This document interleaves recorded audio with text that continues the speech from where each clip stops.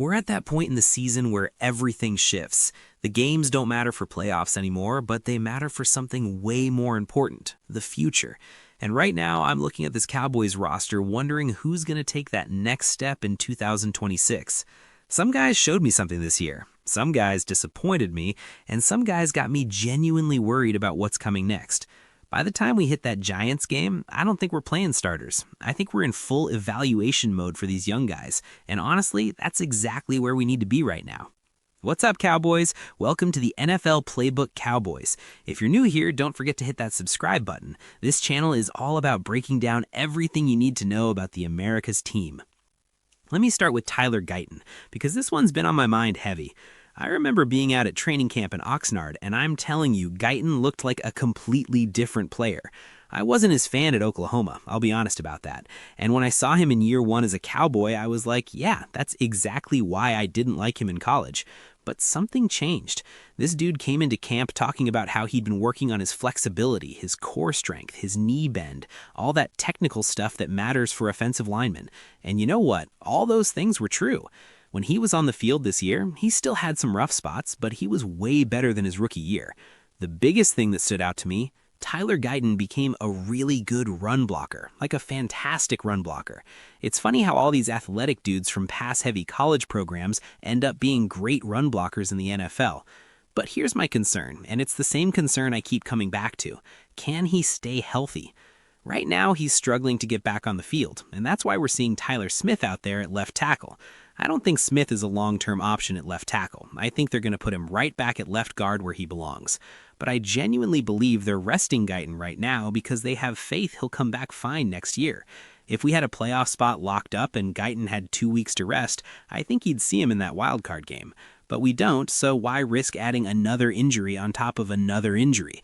The kid's got a whole other hurdle to clear. He's got to keep that hard work mindset going into this offseason and make another leap for year 3. I'm forecasting Tyler Guyton to get even better and have a much better year 3 campaign. I can't say the same about the right tackle, though. I think we've seen who Terrence Steele is. His bread is baked. It's over with. But Guyton, he's still got so much more room to grow. Now let me talk about 2 completely different trajectories, Ryan Flournoy and Cavonte Turpin. Flournoy started training camp really slow. He wasn't getting noticed, he wasn't getting the ball. I'm sitting there thinking, here's another one of those dart throws at a 6th-round guy that's not going to work out. They even cut him and brought him back. But then CeeDee Lamb got hurt after that Chicago game, and Flournoy got his chance. And man, he never looked back. He started making catches, earning Dak's trust, maybe 2 catches a game, but both of them first downs. He became reliable. He's running routes well, catching the football, blocking when they need him to block. Ryan Flournoy has stolen wide receiver 3. I think he's locked up that spot. Now we're going to have a conversation later about whether Flournoy stops you from drafting a wide receiver, especially if a first-round guy falls to you and he's blinking on your board. But right now, if you sign Pickens and CDs around, I think Flournoy has that 3rd spot locked down. What Flournoy did for you this year is when teams did their damnedest to take Pickens and Lamb out of the party, Flournoy proved to be trustworthy. That's major. But Turpin? Man, this one hurts. I think what made Turpin so great is what he's lost. We don't have that fearless player anymore. We don't have that spinning, whirling dervish, that Tasmanian devil creating chaos on punt returns and kick returns. He used to return with violence. I haven't seen that at all this year. I wonder if Turpin, with all the stuff he's doing in 11 personnel now, sees himself more as a receiver than a returner. There's still problems, though. They handed him the ball on a reverse the other day. He's in open space, and he falls down. I don't see the balance he once had. Remember that Commanders game last year in Washington, where he basically won that game by the way he played? I kind of feel like that guy's gone. Dak tried to throw him the ball in the end zone the other day, coming across the back, but he's not tall enough to go get it down there. The area's tight. You got to be able to jump and fight for the ball. He's limited in that way. The things that made him great, we're no longer seeing those. That's concerning. Now, let me talk about Nathan Thomas for a minute, because this kid's future is important. I know what Terrence Steele is. I know what he is as a player. But Nathan Thomas is a rookie. We've seen Thomas play really well against Kansas City, against Philadelphia. We've also seen him struggle. He had a rough game against Arizona with like 19 pass block snaps and 4 or 5 pressures. But here's the thing, there's a lot of teams around the league with bad offensive linemen who'd love to have Thomas playing left tackle or right tackle. We know this because guys like Cameron Irving go out and get money. I'm not giving up on Nathan Thomas. I have faith in these coaches, these offensive line coaches working with Duke and guys like that in the offseason. They're going to get better, stronger, footwork's going to improve, hand placement's going to improve. If a guy like Zach Martin, an all-pro guard, can go work with Duke and continue improving, everybody should. I was encouraged by what I saw from Nathan Thomas as a first-year offensive lineman. I wonder if this whole left tackle situation is about Nathan Thomas or is it about Guyton? Do they not trust either one of those guys? I've seen enough that I want to keep going with Nathan, and I'm more than willing to move on from the right tackle and give Thomas one of those opportunities in 2026. You've been a top 5 offense with Nathan at right and left tackle. As long as Nathan improves from where he's at right now, I think he'll be good to go.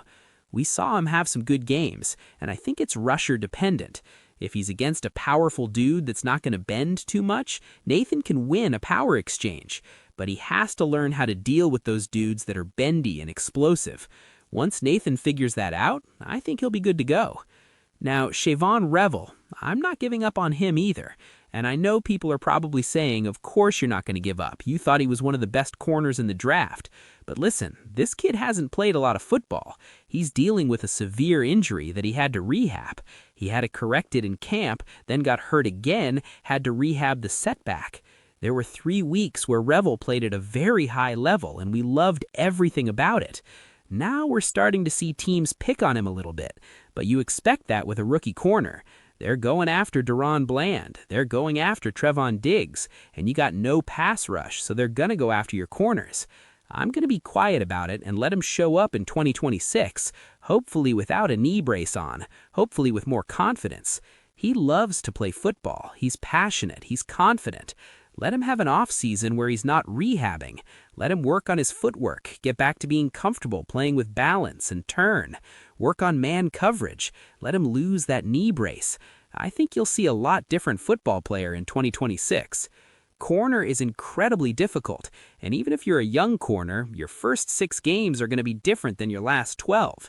Revel had no camp. He's been rehabbing and working out. I fully expect Revel to be much better and much more confident next year. Last one, Luke Schoonmaker. I've always wanted to believe he'd get better, and there's times where he has been better. His effort is really good, but his finish is not always good. There's times where he'll make an incredible adjusting catch. We saw a one-handed catch in a game the other day, but the blocking's not going to be good enough. Dallas has got a long line of these second-round tight ends that have ended up not playing very well. That's where we're at. Draft season's approaching, and we're going to start rolling out more names and scenarios.